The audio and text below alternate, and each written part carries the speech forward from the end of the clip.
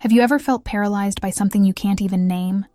Or perhaps ignored an emotion, thinking it would disappear, only for it to come back stronger and in unexpected ways? These moments, which might seem like minor lapses, actually reveal something much deeper. Emotional repression. Freud, the father of psychoanalysis, believed repression is like a natural defense against discomfort, a mechanism we use to handle feelings that feel too overwhelming to face. But what happens when we accumulate repressed emotions? It's like organizing your mind into a cluttered basement. The boxes of emotions we avoid stack up until they block the way. For instance, take procrastination. It's often not just laziness or lack of organization, but rather a fear of failure or insecurity hiding in a corner of the mind. Ignoring these emotions is like overlooking a crack in a wall. Eventually, it grows and demands attention, often in unexpected and harder-to-solve ways. In this video, we'll explore how these emotions not only shape your daily choices, but can also obstruct the path to your life's purpose. After all, can you truly be free without first acknowledging what's hidden inside you? Repressed emotions are those we choose to avoid or ignore for some reason. They don't simply disappear. Instead, they remain alive, operating in the unconscious and influencing our choices, behaviors, and even our health. Freud described this phenomenon as a psychological defense, a mechanism created to protect the mind from feelings or thoughts too difficult to handle consciously. It's as if we lock these emotions in a box, but still carry that box with us everywhere we go. Imagine someone who always avoids conflict. At first glance, it might seem like just a personality trait, but often it's a reflection of deeper insecurities, perhaps a fear of rejection, or of being perceived as inadequate. Similarly, someone who dismisses compliments may be grappling with an inner voice that constantly questions their worth and legitimacy. These seemingly simple reactions are like the visible edges of an iceberg. What lies beneath, unseen? Are the repressed emotions truly driving these attitudes? Repressing emotions, however, isn't the same as overcoming them. It's like burying seeds in a garden, believing they'll never sprout. At first, it seems like the problem is solved. The ground looks clean and under control. But inevitably, those seeds start to grow, sometimes in the most unexpected places. In bursts of anger, unexplained anxiety, or repetitive patterns of behavior we can't even fully understand. And here's the key question. What emotions might you be avoiding because they feel uncomfortable or too small to matter? Resentment, frustration, hurt. These emotions don't stay in the past. They take root in the present, shaping your decisions and pulling you further away from who you truly want to be. Following Freud's perspective, we are made of memories we choose to forget, and, more often than not, it is precisely those memories that we need to remember. The emotions we repress may seem invisible, but they always find ways to express themselves, often unexpectedly. They don't disappear. They simply take detours. Sometimes, these detours manifest as automatic behaviors, physical symptoms, or recurring patterns, even when we try our best to avoid them. It's like trying to hold water in your hands. The harder you try to contain it, the more it slips through your fingers. Think about someone who feels constant anxiety before presentations or important meetings. That nervousness might be more than the natural fear of speaking in front of an audience. It could stem from repressed memories of shame during childhood, moments when being exposed led to criticism or humiliation, or consider someone who avoids commitment in relationships.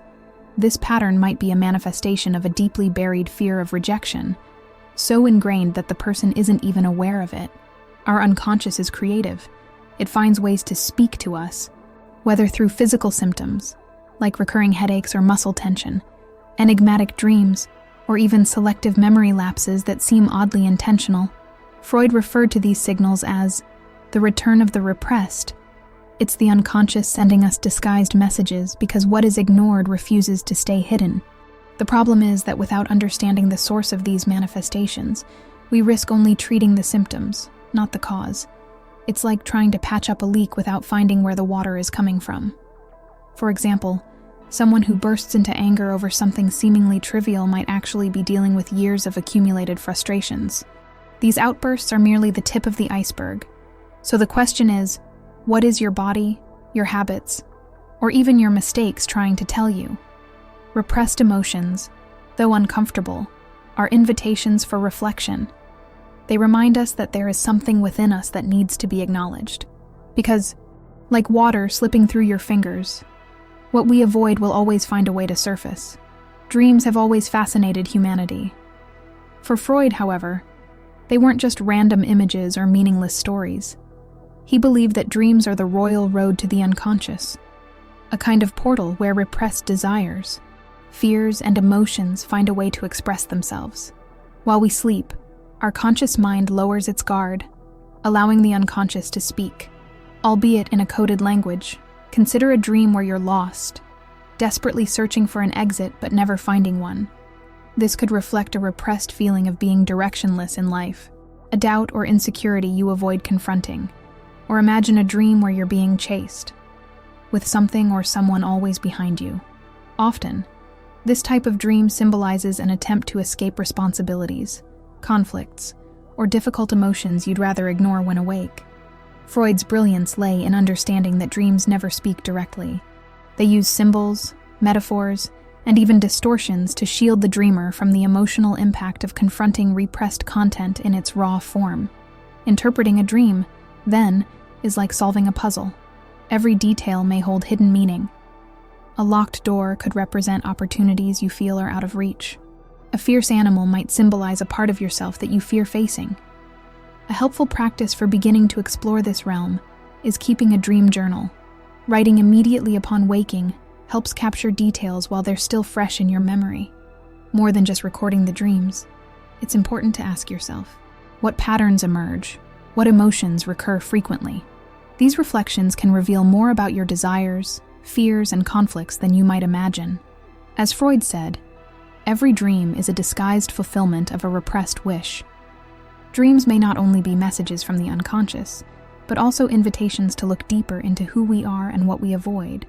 After all, if our mind works so hard to tell us something while we sleep, maybe it's time we start listening. Ignoring an emotion doesn't make it disappear. On the contrary, repressed emotions find ways to return, often in unexpected and many times intense forms. As mentioned earlier, this phenomenon is called the return of the repressed, a concept describing how feelings, memories, or desires we try to forget end up manifesting. But in a distorted way, it's like trying to hide smoke in a room. Eventually, the smell gives it away. This return can occur in everyday situations. Consider someone who lashes out in anger over something seemingly trivial, like a delay or a mild criticism. Often, this exaggerated reaction is an accumulation of frustrations and resentments that have been ignored for too long. Or imagine someone who, faced with an opportunity for growth, feels a paralyzing fear of failure. This fear often stems from past criticisms or rejections stored deep in the unconscious. The return of the repressed also manifests physically. Psychosomatic illnesses, like stomach aches, migraines, or muscle tension, may be the body's way of expressing what the mind represses. When we don't make space for our emotions, they find other outlets, whether through impulsive behaviors, unsettling dreams, or even memory lapses. Acknowledging the return of the repressed is the first step to addressing it. Rather than judging or trying to repress it further, it's crucial to embrace these manifestations and ask, what is this emotion trying to tell me? For instance, if you notice a tendency to procrastinate on important tasks, it could be that you're avoiding the fear of not being good enough. Recognizing this allows you to address the cause, not just the symptom. Just as ignoring smoke doesn't extinguish the fire, repressing emotions only postpones the inevitable. But when we learn to recognize and name these feelings, we turn chaos into clarity. After all, as Freud said, what is repressed never ceases to exist. It merely waits for the right opportunity to resurface. Repressing emotions is a habit we often learn without realizing it. It can begin in childhood, when expressing feelings like anger or sadness wasn't well received, or later in adulthood, due to societal pressures that prioritize the appearance of strength and control. Freud noted that this process is, at its core, a psychological defense, a way of protecting the mind from something that feels too painful or threatening to confront consciously. But if repression is such a common mechanism, why do we continue to do it even when we know it can harm us? There are many reasons why we repress our emotions. Some are cultural. In many contexts, showing sadness can be seen as a sign of weakness, while displaying anger might be considered inappropriate. As a result, we learn to hide these feelings, preferring to swallow them rather than risk being judged. Other reasons are personal. Sometimes, repressing emotions feels like the only way to avoid the fear of rejection or disapproval. Who hasn't avoided crying in public for fear of appearing vulnerable? And then there are traumas. Deeply painful experiences that the mind pushes into the unconscious as a way to protect itself. To understand this, imagine a child who is scolded for expressing anger. They learn that this feeling is wrong, and over time, they begin to repress it, perhaps without even realizing it. Years later, this same person might avoid confrontation in any situation, still carrying the belief that expressing anger is unacceptable. Now picture an adult who was never encouraged to talk about their frustrations. They may grow up believing they need to handle everything on their own, suppressing pain and anguish for fear of appearing weak. But repressing emotions comes at a cost. It's like building up water behind a dam. At first, it seems effective, but the pressure increases until one day the structure can't hold anymore. What happens when we reach that breaking point? Outbursts of anger, episodes of anxiety, or even a constant feeling of emptiness are ways our mind signals that it's in distress. Now, a question for reflection. What emotions do you feel you're not allowed to express? And who taught you that? Recognizing these answers can be a crucial step in understanding that while emotional repression may have served us at some point, it doesn't need to stay with us forever. After all, the freedom to be ourselves begins with allowing our emotions to exist without fear or shame. Releasing repressed emotions might seem frightening, but it's an essential process for living more authentically and in balance. These emotions, stored deep within the mind, don't simply disappear on their own. Acknowledging them is like cleaning out a forgotten attic. At first, it may create chaos, but over time, you uncover what truly matters and make room for something new. The first step is recognizing the signs. Repressed emotions often reveal themselves through patterns of behavior or sensations that seem disconnected. For instance, you might feel an inexplicable urge to avoid certain people or situations. You might notice a sense of discouragement when doing tasks that once brought you joy. Or you might develop compulsive habits, like endlessly checking your phone, as a way to escape deeper emotions.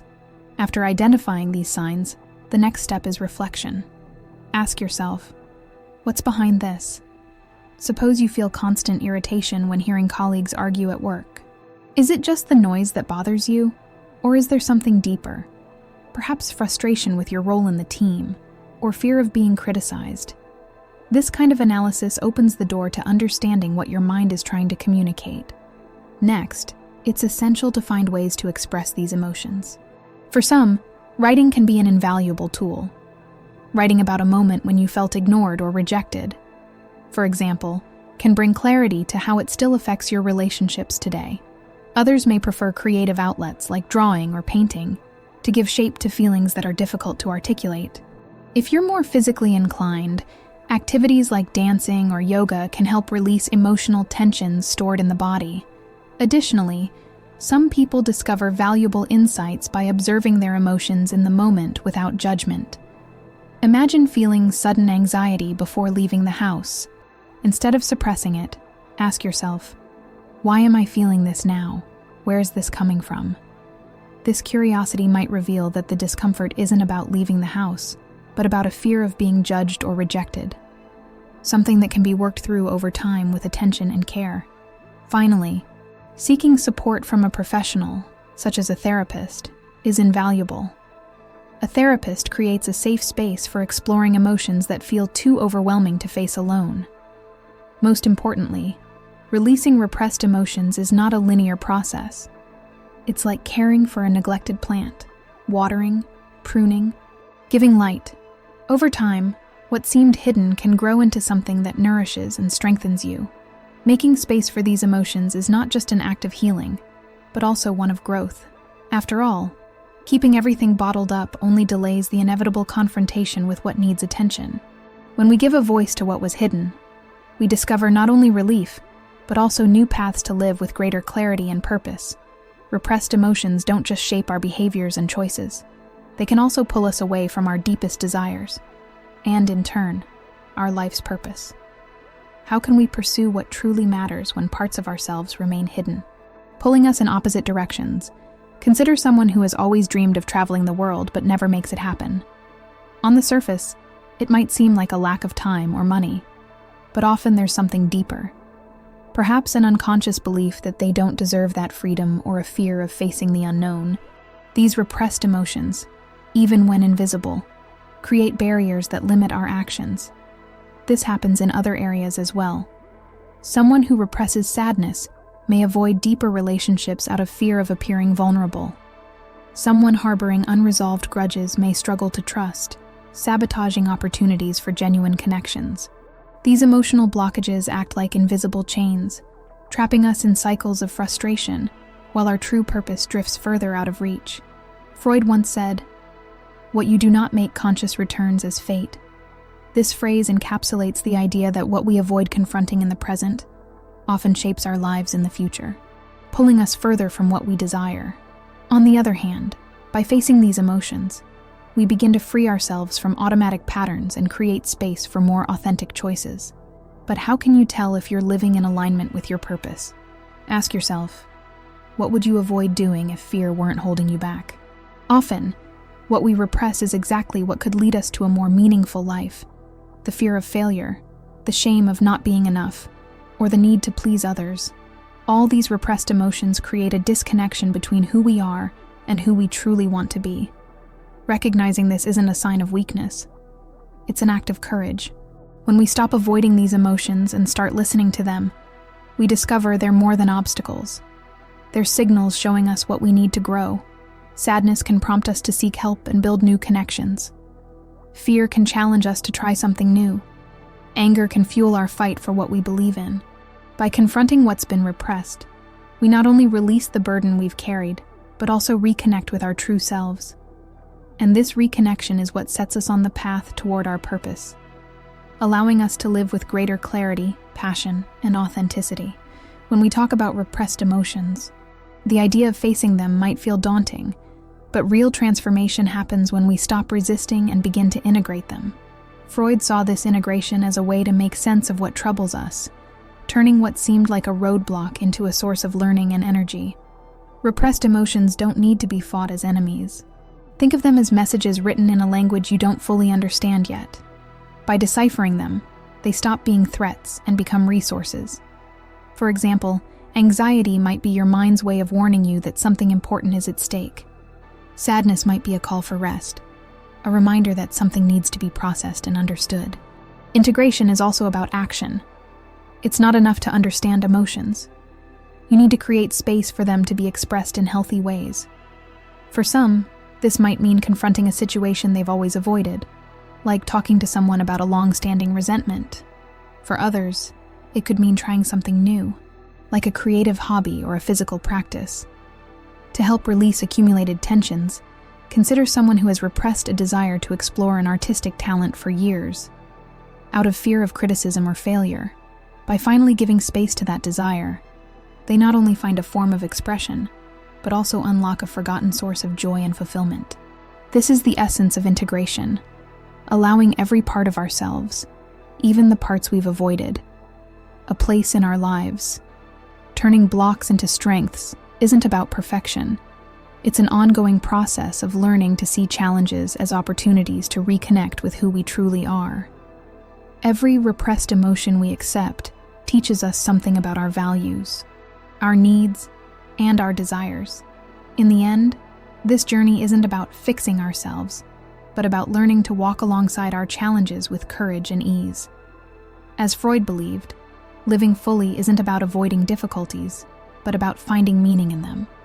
And as we integrate what was once repressed, we become not only more whole but also freer to walk the path that truly matters.